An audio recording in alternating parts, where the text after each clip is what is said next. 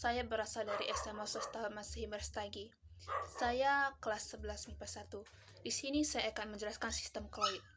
Yang pertama, koloid adalah jenis campuran heterogen yang terbentuk karena adanya dispersi suatu zat ke dalam zat cair yang dicampurkan. Contohnya yaitu mayones. Mayones terbuat dari campuran minyak dan telur. Selanjutnya kita membahas perbedaan larutan, koloid, dan suspersi. Larutan bersifat homogen.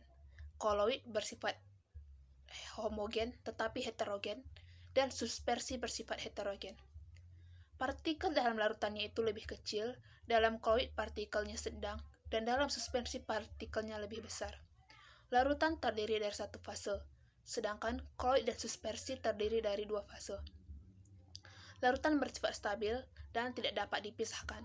Koloid bersifat stabil dan tidak mudah dipisahkan. Dan suspersi bersifat tidak stabil dan mudah dipisahkan. Larutan tidak dapat disaring. Koloid dapat disaring dengan menggunakan penyaring ultra dan suspensi dapat disaring. Larutan bersifat jernih, contohnya yaitu larutan gula.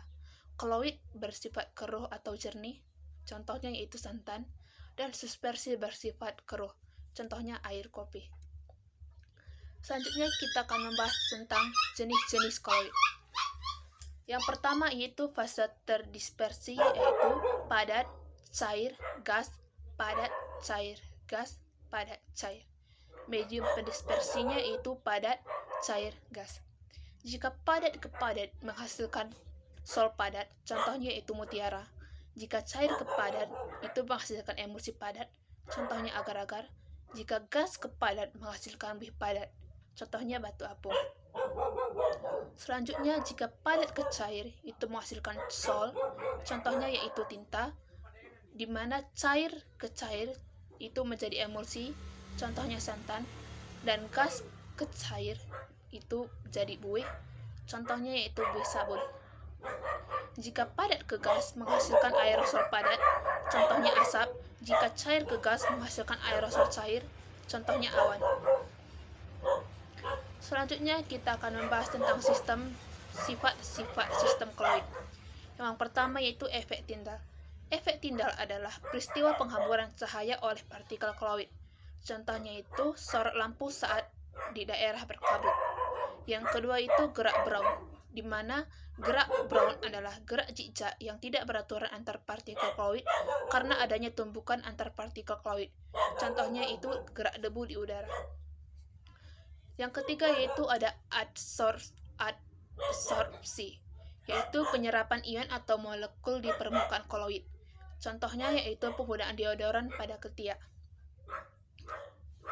Yang keempat ada elektroforesis, yaitu pergerakan partikel-partikel koloid yang bermuatan karena adanya pengaruh medan listrik. Contohnya yaitu penggunaan kotrel pada cerobong asap. Yang kelima yaitu ada koagulasi.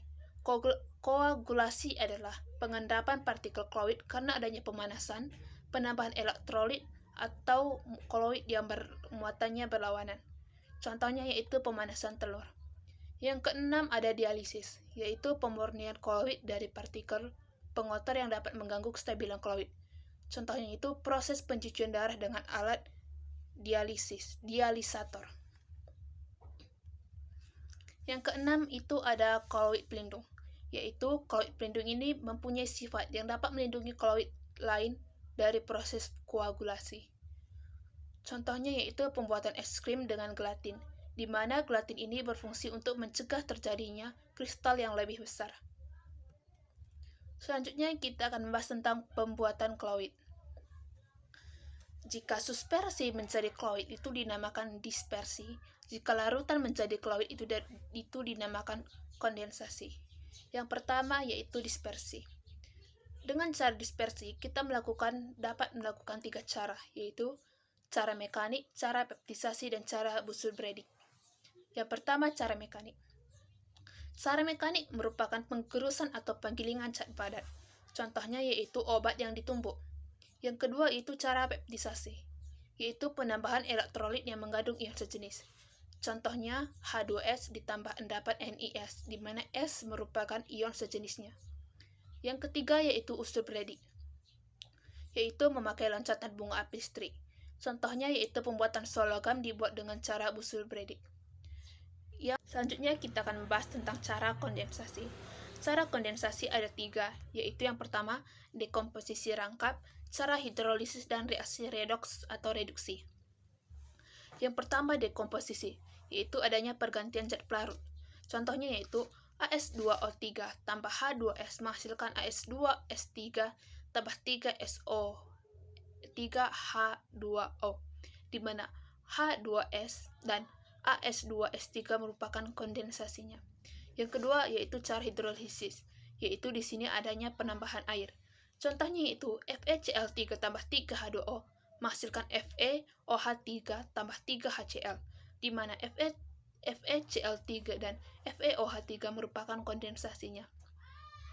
Yaitu yang ketiga itu reaksi redoks. 2H2S tambah SO2 menghasilkan 3S tambah 2H2O, di mana 2H2S dan 3S merupakan oksidasi, dan SO2 dan 3S merupakan reduksi. Sekian yang dapat saya jelaskan. Terima kasih.